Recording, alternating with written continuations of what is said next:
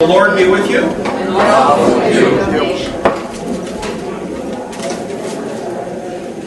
Let us pray.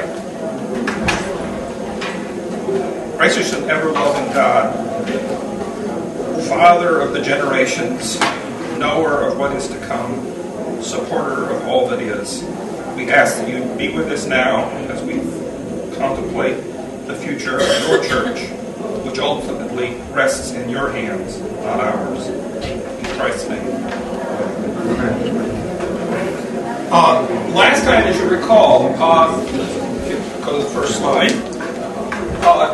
we talked about the large demographic changes that had occurred over the last 50 or 60 years, and the way in which the combination of what we call life cycle changes. As people get older, they tend to become more religious. Generational changes, which can be gradual or abrupt. Your children are different than you are, and there are actually several generations between each of our individual generations. And then period changes, major events that can change the way the culture works.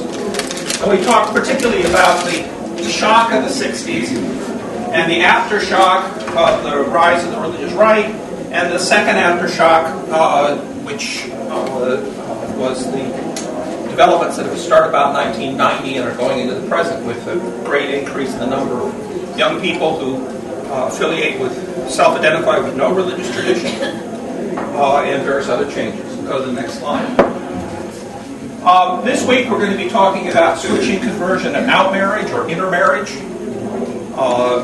Another demographic change that's perhaps not as dramatic as the changes we talked about last week, but in fact partially accounts for the changes that we've been studying. Next one. And next week, or maybe even later today, if we end up not having a whole lot to say, we'll talk about what beliefs do our youth have in common. And I don't mean just the youth of this church, but the youth generally. We'll be looking at the religious and spiritual attitudes of American teenagers, thanks to several large-scale national studies. Next. We're drawing, in the first two sessions, primarily on this book, American Grace, How Religion Divides and Unites Us, by Robert Putnam and David Campbell. As those of you who were here last time know, that Putnam is at Harvard, a colleague of mine.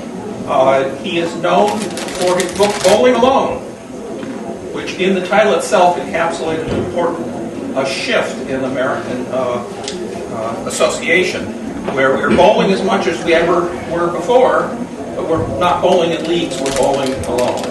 And what does that say about the social cohesion? Now, the latest book is How Religion Divides and Unites Us, American Grace. Next.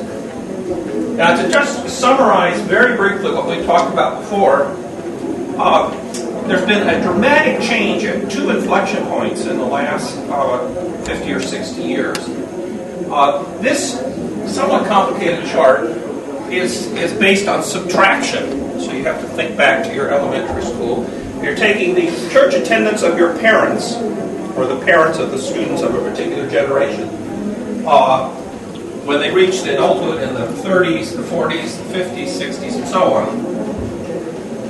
They took the amount of church attendance of their parents and subtracted the amount of church attendance of the children. And children and then subtract parents. Right. Yeah. And as you can see, people who came to adults in the 30s went to church a little bit less than their parents, but not much.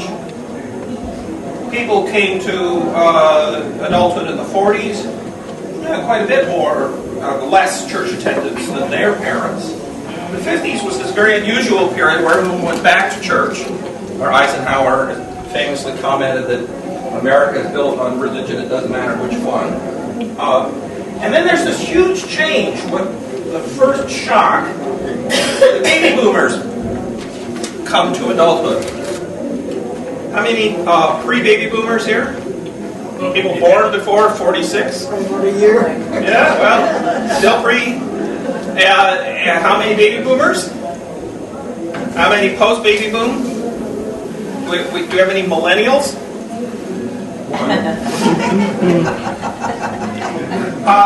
The first big change is with the baby boom, and you can see they're twice as, it's double.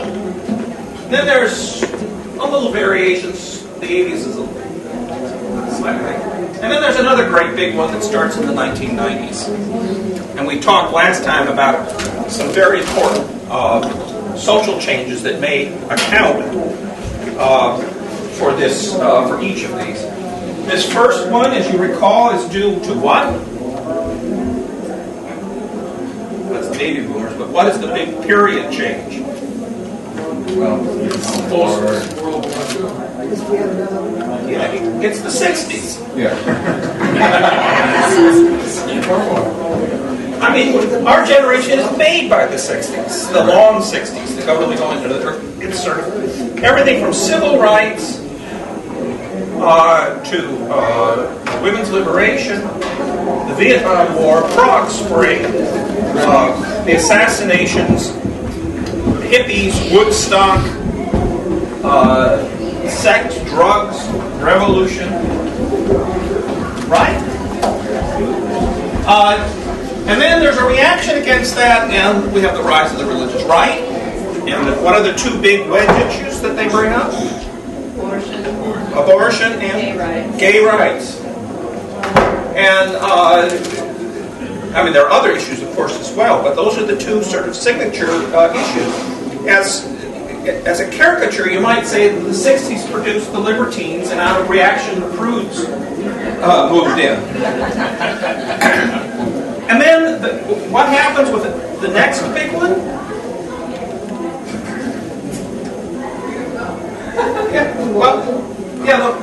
Beginning in the 1990s and into the 2000s, there's a next shift, which the sociologists think is a reaction against the first shock.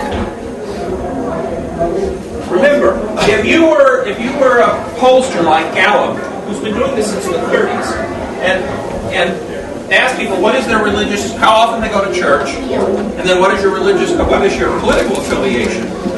Through the 60s and into the early 70s, Republicans had only a slight edge on that.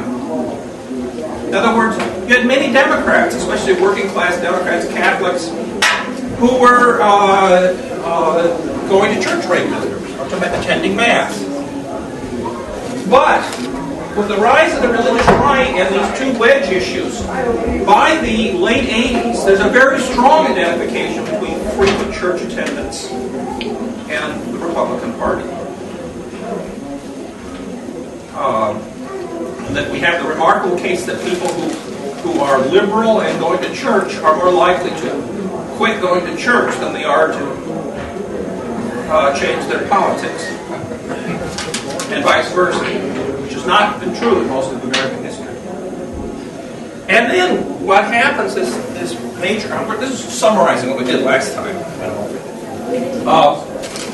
What happens is that the young people, beginning in about the 90s, are reacting against the anti-gay agenda, homophobia.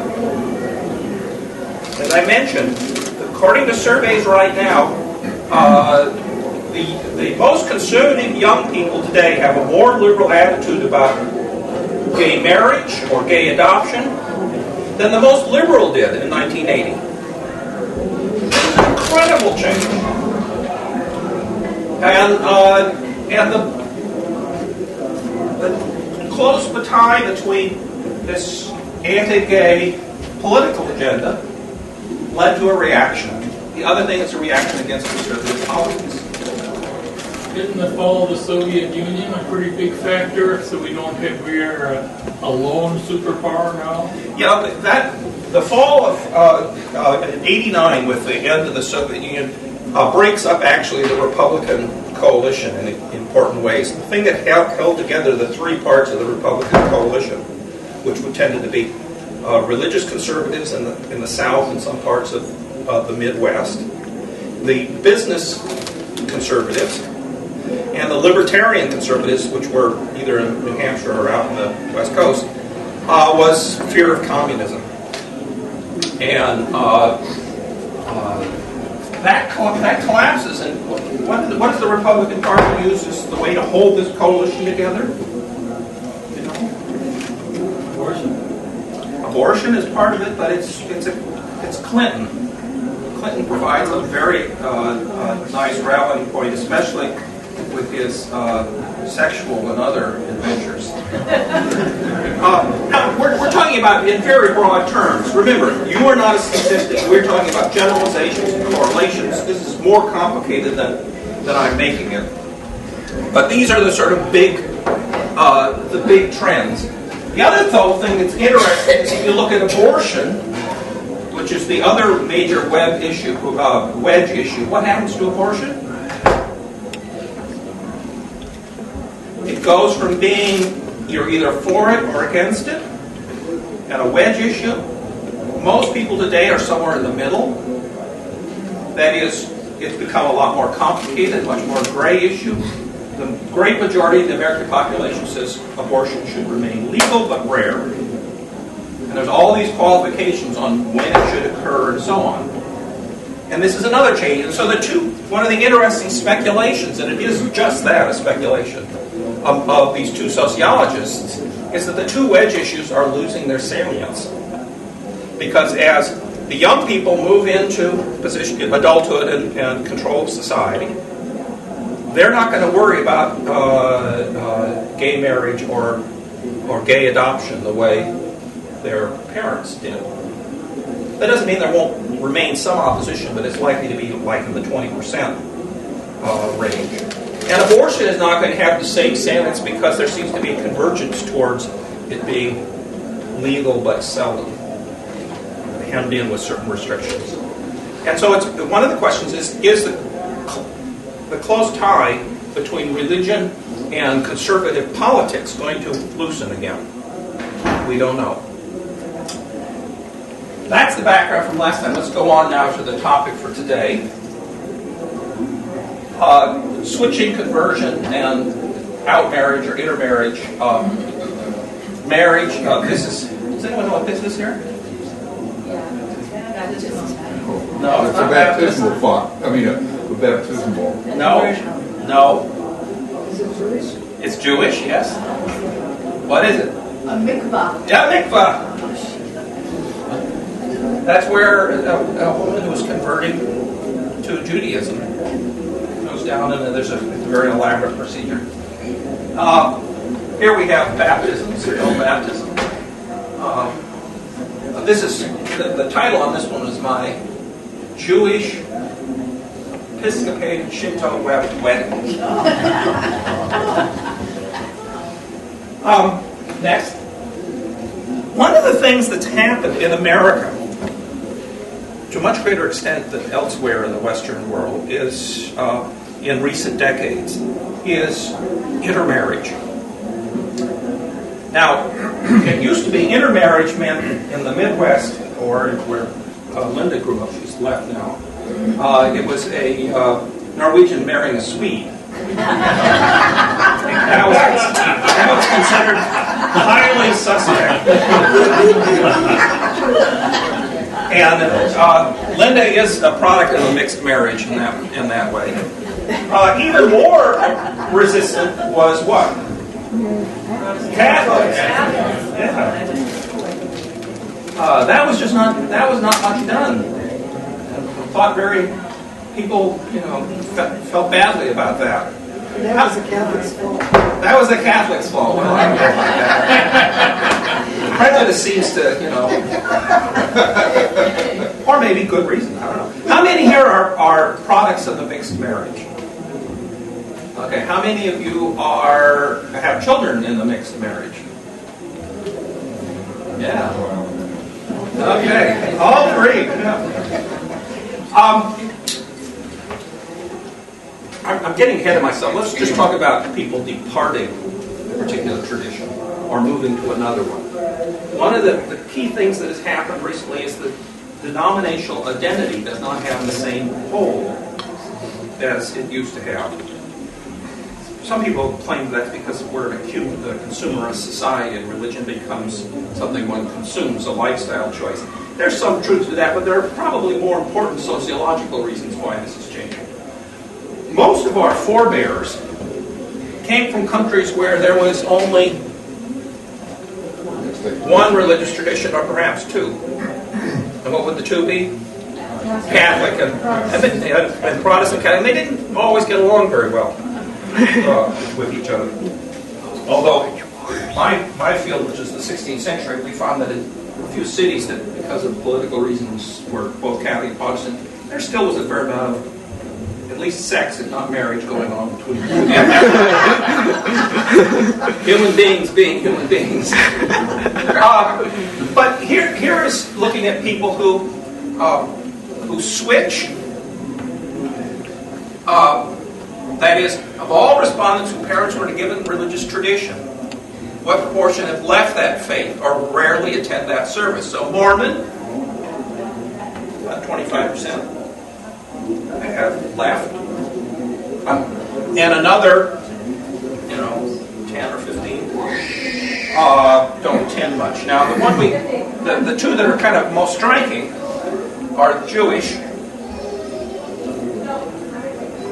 Right now, when you survey someone, you have to distinguish between an ethnic and a religious identity.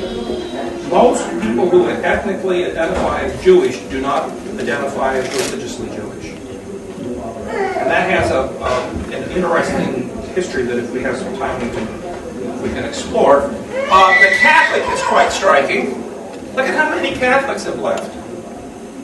Do we have any Catholics here who are willing to say they left? Yeah.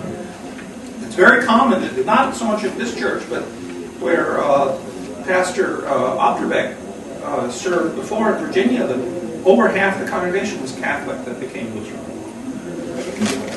And then a fair number there just don't attend. The interesting thing, I told you this last time about Catholics, when mainline Protestants, like Lutherans, if we leave the church and someone says, "What are you?" we say, "We're nothing."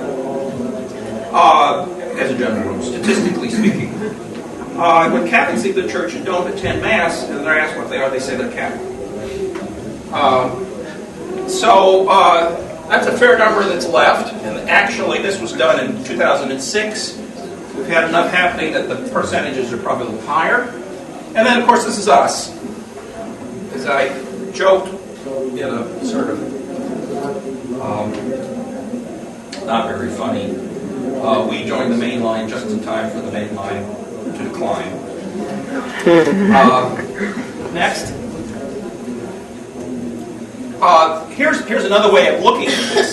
That is, what is the persistence from one generation to the next? In other words, if you're mainline, what's the chance that your children will be mainline and be attending? And the striking thing in this chart, and we can spend a lot more time with it than we're going to, is that there's a general decline for Catholics, Evangelical Protestants, and mainline Protestants. And most of that decline is going into nuns. This is not N-U-N-S, this is N-O-N-E-S. But this is the nun, and as you can see, until it was well into the 60s that basically if you were not raised in a religious tradition, chances were pretty good you would join a religious tradition if your children would. That's not happening now. That someone who is not churched or not synagogued or not templed or whatever, their children aren't either, to an increasing degree. Next. Okay, now we're getting to marriage. That's just the general change. Individuals make choices contrary to whatever the general trends are, but the way society is trending affects us often a lot more than we realize. And when we look around at our children, and how many, I think I asked this last time, how many of you have children who are less churched or go to church less often than you do? Yes. Marital switching. This is the fascinating one. Or at least I find it fascinating. Most people, if they switch for reasons other than marriage. Half of them, a little more than half. And we can talk about what those reasons might be. I mean, if you're many Catholics who leave Catholicism and become, say, Lutheran, are doing it normally because of some aspect of the church hierarchy and some of its teachings, but they want to stay in the liturgical tradition. Others will leave the Lutheran church and go to something that they don't like the liturgical. There's a variety of reasons why they might do it. Including that's the closest church, or it has more. Their person's divorced, and they think they're going to likely have more chances of meeting someone at that particular church. But these two are due to marriage. That is, there's two things you can do when you have an intermarriage. Obviously, there are more than two. A lot more than two, and some of them more fun than others.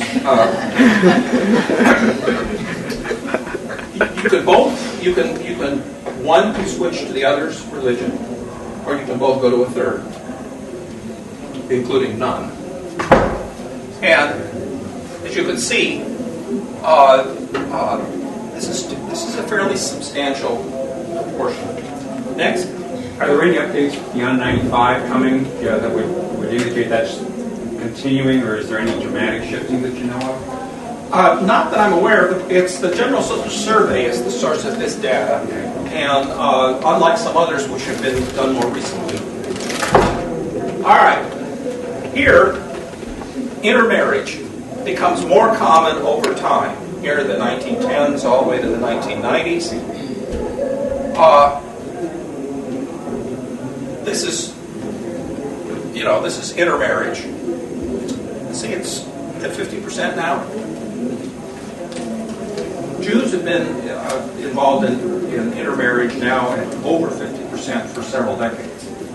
But within the American population now, it's about 50% of all marriages are mixed marriage or out marriage or intermarriage. How would you define that, Mark? I mean, intermarriage, is it Protestants, Catholics, other, or none? It would also be Lutherans marrying Episcopalians. Oh, okay. All right. So it's denominational, and then it wouldn't be. I'm not sure exactly how finely they divided. Would it be Swedes and Norwegians? They're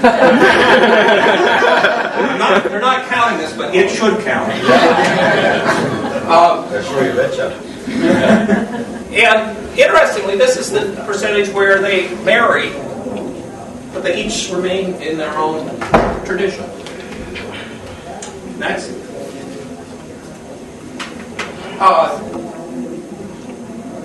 Here's probably the most important slide of the whole group. How important is it that you marry someone of your own faith?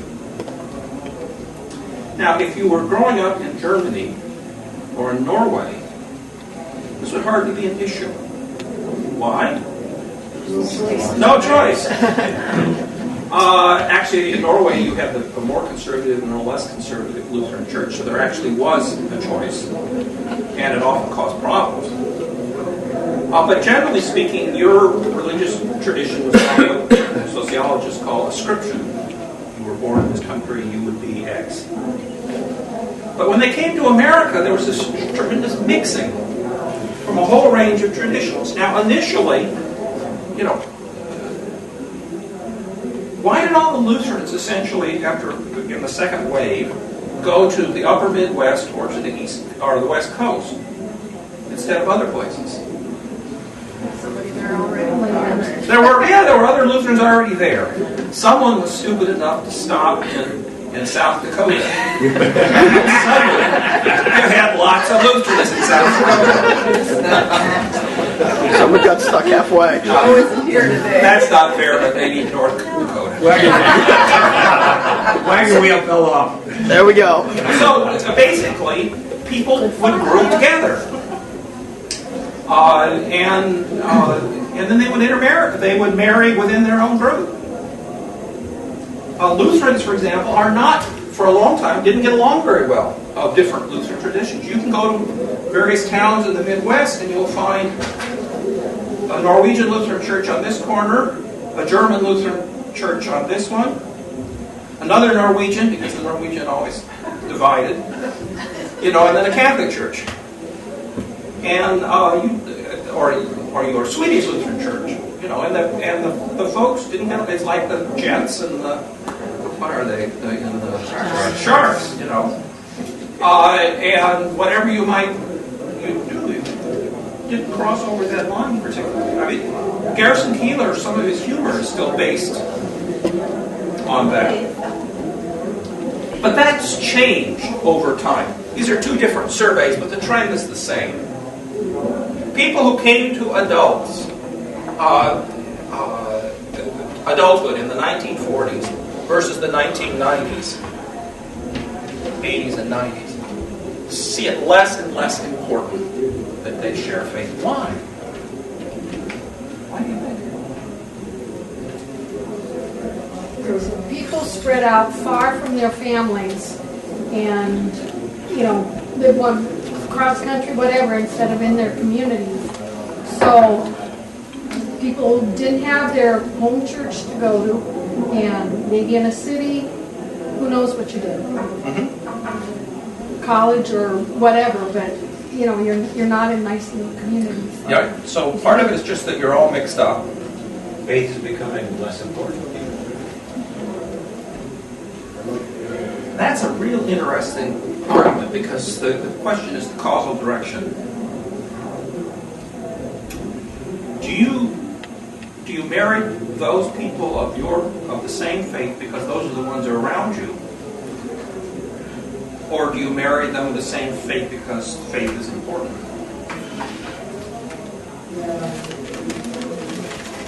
I would suggest, looking at these trends, that it might be the sociological may be more powerful than the theological. Not that they would, one excludes the other. What are some of the other reasons? Yes. I think it might be that so many more people have no religious identity whatsoever, that having a religious identity, even if it is not the one that you were that you're familiar with from your own childhood, may seem like more in common. Like, I feel like I have more in common with my Jewish husband than I do with many other people, because of his religious identity. So that may be, and I think there are so many people who are just unchurched and don't have any religious identity whatsoever. Yeah. That's the way it may feel to us, but actually almost 85% of Americans have a religious identity. I mean, they self-ascribe. And about half of all go to church or to synagogue with some regularity. I mean, we're so much more religious than, say, Western Europe. How deep some of that is, or how much is dependent upon a particular set of practices or beliefs, is another matter. And hold the thought, because when we talk about next time with what do our kids hold in common, we might find that in many ways there's more in common among religious people, as you were suggesting, than there is that divides nowadays. Americans have never cared a whole lot about theology and theological points, whatever their pastors or rabbis or priests might have wished. Have some chance to explore that. What are some other reasons?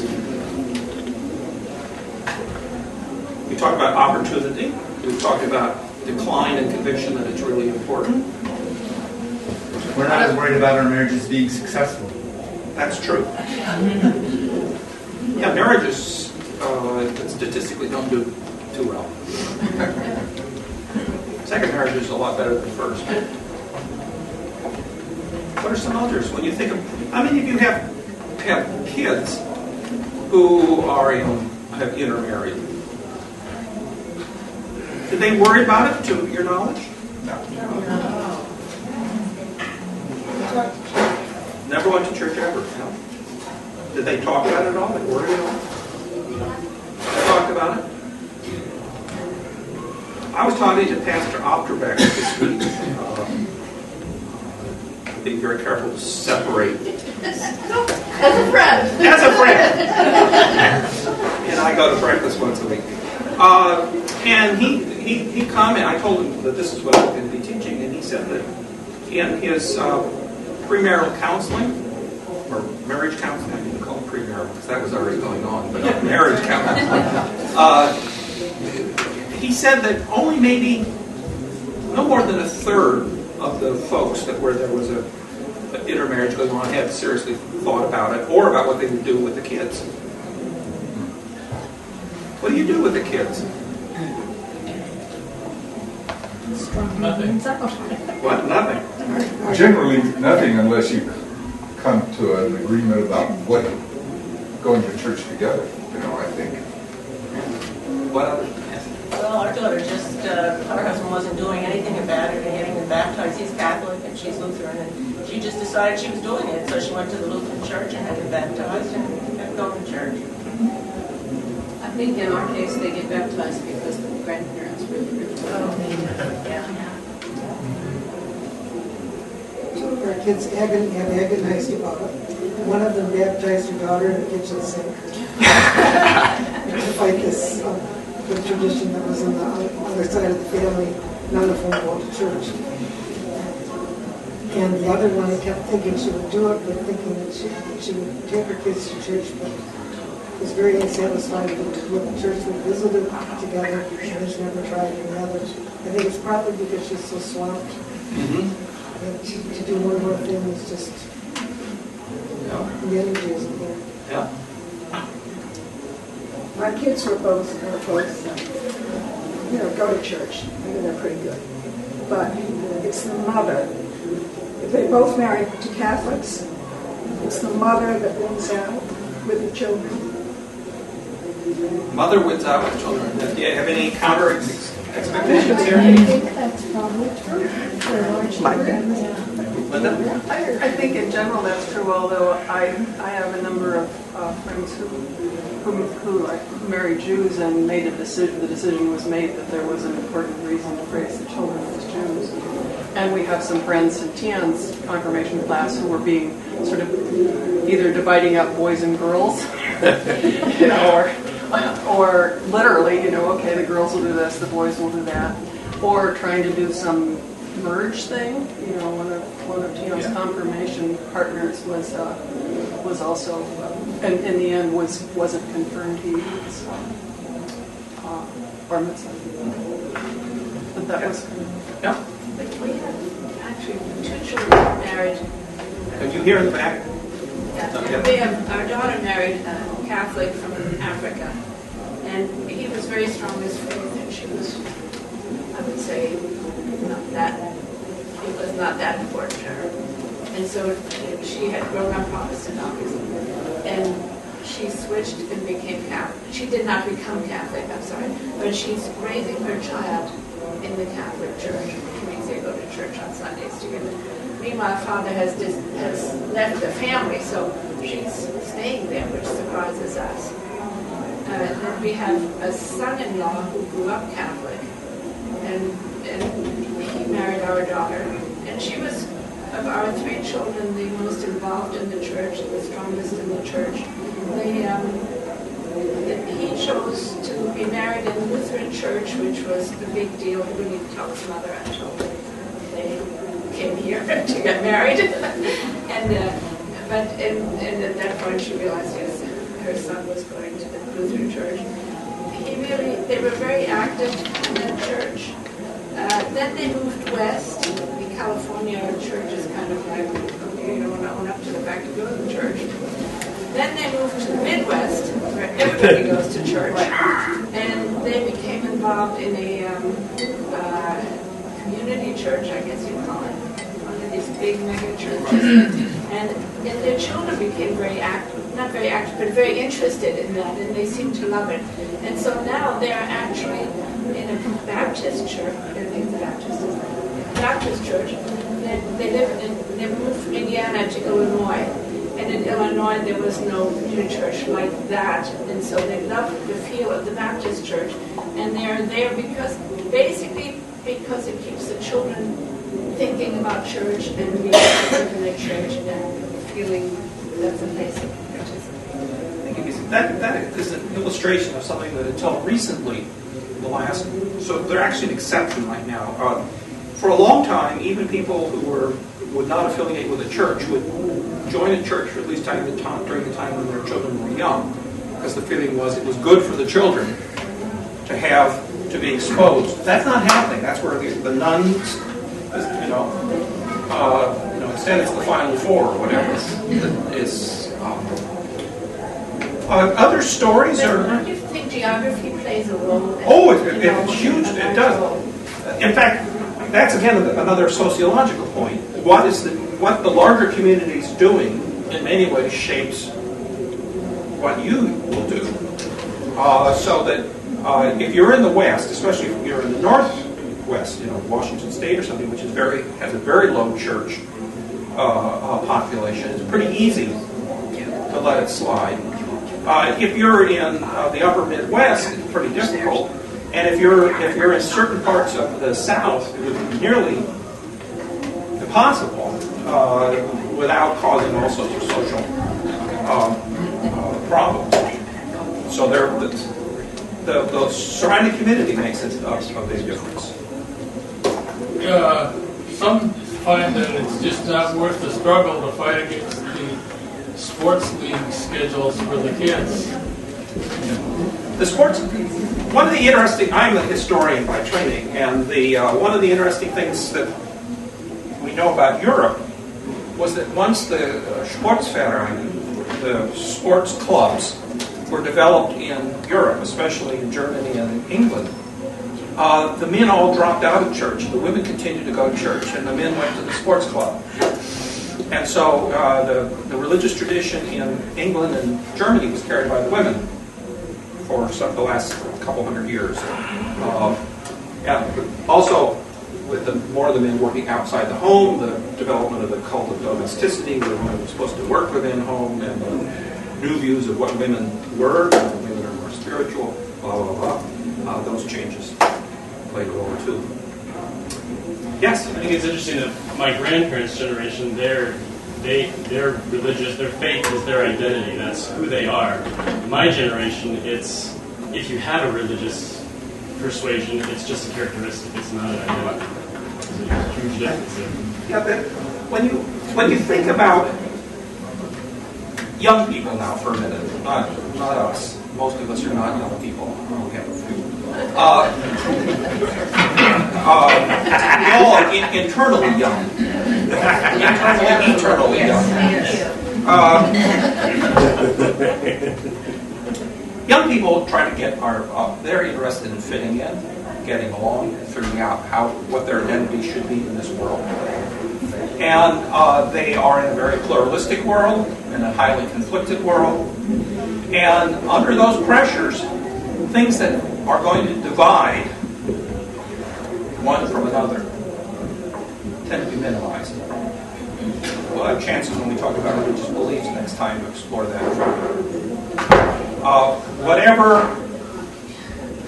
Whatever's going to cause real problems in your high school class, or is going to make it difficult to go to the prom, it's going to have a lot of social pressure to be changed.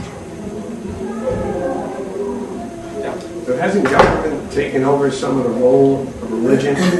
Things that were part of a lot of religions have now been taken over by government operations. So, like charities, one example, where people would be more dependent upon charity from religious organizations in the past, and today that role has been taken over by the social programs. I think that part of what you say is true, but part of it is not. I think the reason the government took it over was because the churches advocated on all of that stuff. Well, actually, the interesting thing is that the charities are still producing about the same amount of social service now that they were in the 40s. It's just the government from the late 30s on took over more. And that wasn't because they were taking it over from the churches. It was that we didn't have it. You look at the 1930s and what happened with the Great Depression, and you ask yourself, what was the social safety net? It didn't have any strings. The charitable giving, charitable action is still characteristic of American society. We're not like the Europeans, where charitable giving is a very tiny fraction. But a lot of our charitable things were at one point tied to our religious or ethnic, and now are separated. What Lutherans, think about that. How many Lutheran hospitals are out there that now are no longer Lutheran, except perhaps in name? What are the few Lutheran things that still serve Lutherans? Lutheran social services service everyone, right? Lutheran, which ones are only for Lutherans? Or largely for Lutherans? I'm looking at you, Kurt. What? Private. Our insurance, because it's because of the way it's constituted, it's a fraternal organization.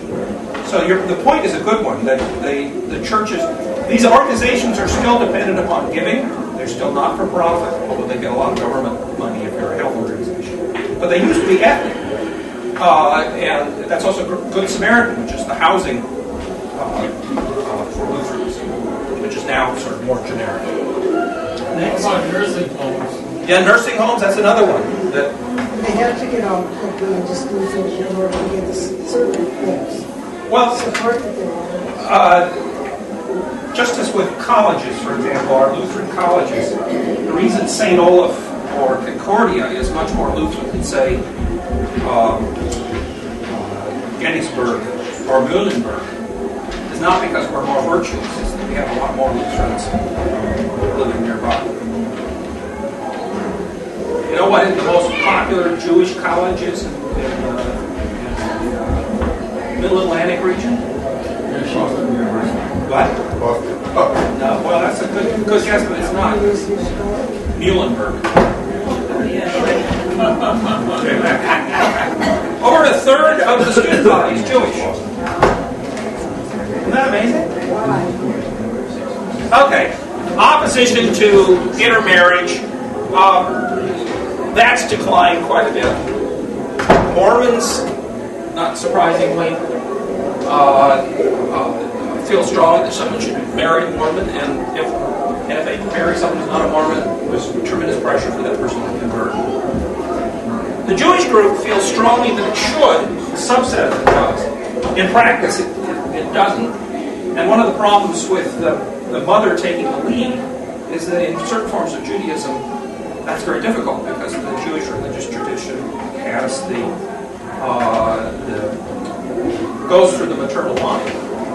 So you have the mikvah. Mikvah. No, mikvah. I pronounce it mikvah. I don't know if that's right. Yeah, which is a way of trying to get over that hurdle. Next. All right, by religious traditions. As you can see, what's called Anglo-Catholic, we're not talking about the Anglo-Catholics, we're talking about white Catholics, as opposed to Hispanic. You can see what the intermarriage, and the lighter one is that it was originally interfaith, and it is currently interfaith, so that takes care of conversion. But as you can see, mainline Protestant. Next. Aha! I think we've run out of time. Next time we're going to try to do something that's absolutely impossible in one 40-minute or 50-minute session, which is to talk about what the survey research indicates our young people believe.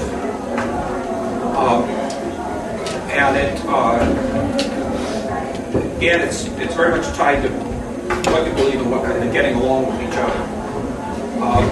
If you've got a young person around, that is someone in their teens or maybe early 20s, and you have a chance, you might get to sit down with them between now and then and ask, well, what are your main beliefs? And as long as they don't put on their, this is confirmation hat. I'm trying to remember what little of the small catechism they once knew. You might be interested to ask them, what is your moral responsibility? What do you feel? What is you believe about how you should treat others? What do you think about God? Do you think, are we going to heaven? Who goes to heaven? Okay? That's your homework assignment. See you later. Yes, kids come.